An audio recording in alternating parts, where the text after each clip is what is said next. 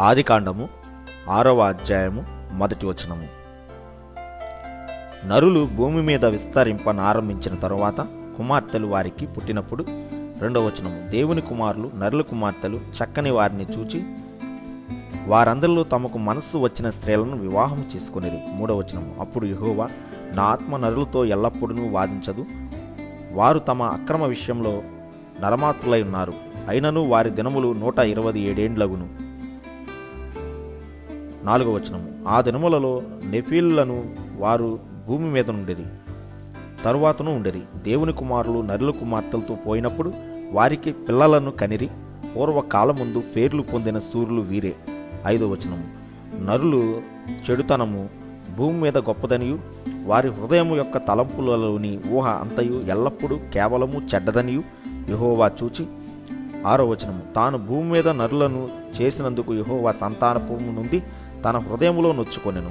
7వ వచనము. అప్పుడు యెహోవా, నేను సృజించిన నరులతో కూడా జంతువులను, పురుగులను, ఆకాశ పక్షాదులను భూమి మీద ఉండకుండా తుడిచివేయుదును.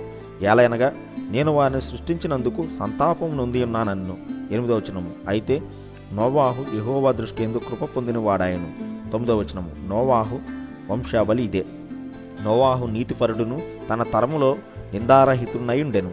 నోవాహు దేవునితో కూడా నడిచినవాడు. 10వ వచనము. షేము, హాము, యాపేతను 3 కుమారులను నోవాహు కన్నెను. 11వ వచనము. భూలోకము దేవుని సన్నిధిని చెడిపోయిండెను, భూలోకము బలాత్కారముతో నిండియుండెను. 12వ వచనము. దేవుడు భూలోకమును చూచినప్పుడు అది చెడిపోయి ఉండెను, భూమి మీద సమస్త శరీరులు తమ మార్గమును చెరిపివేసుకుని ఉండేది. 13వ వచనము. దేవుడు నోవాహుతో, సమస్త శరీరుల మూలముగా భూమి బలాత్కారముతో నిండి ఉన్నది కనుక నా సన్నిధిని వారి అంతము వచ్చి ఉన్నది, ఇదిగో వారిని భూమితో కూడా నాశనము చేయుదును. 14వ వచనము. చితిసారకం మ్రానుతో నీ కొరకు వాడను చేసుకొనుము, అరలు పెట్టి ఆ వాడను చేసి లోపటను వెలుపటను దానికి కీలు పూయవలెను. 15వ వచనము. నీవు దాన్ని చేయవలసిన విధమిది, ఆ వాడ 300 మూరల పొడుగును, 50 మూరల వెడల్పును, 30 మూరల ఎత్తును గలదై ఉండవలెను. 16వ వచనము. ఆ వాడకు కిటికీ చేసి పైనుండి మూరెడు క్రిందికి దానిని ముగించవలను, వాడ తలుపు దాని ప్రక్కన ఉంచవలెను. క్రింది అంతస్తు 2వ అంతస్తు 3వ అంతస్తు గలదిగా దాన్ని చేయవలను. 17వ వచనము. ఇదిగో నేనే జీవవాయువు గల సమస్త శరీరాలను ఆకాశము క్రింద ఉండకుండా నాశనము చేయుటకు భూమి మీదకి జలప్రవాహము రప్పించుచున్నాను, లోకమందున్న సమస్తమును చనిపోవును.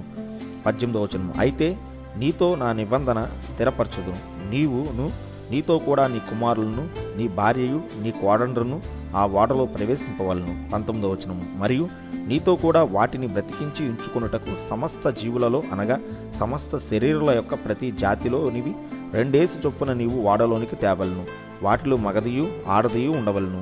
20వ వచనము. నీవు వాటిని బ్రతికించి ఉంచుకొనుటకై వాటి జాతుల ప్రకారం పక్షులలోను, వాటి జాతుల ప్రకారం జంతువులలోను, వాటి జాతుల ప్రకారం నేలను ప్రాకు వాటన్నిటిలోను ప్రతి జాతిలో 2 ఏసు చొప్పున నీ యొద్దకు అవి వచ్చును.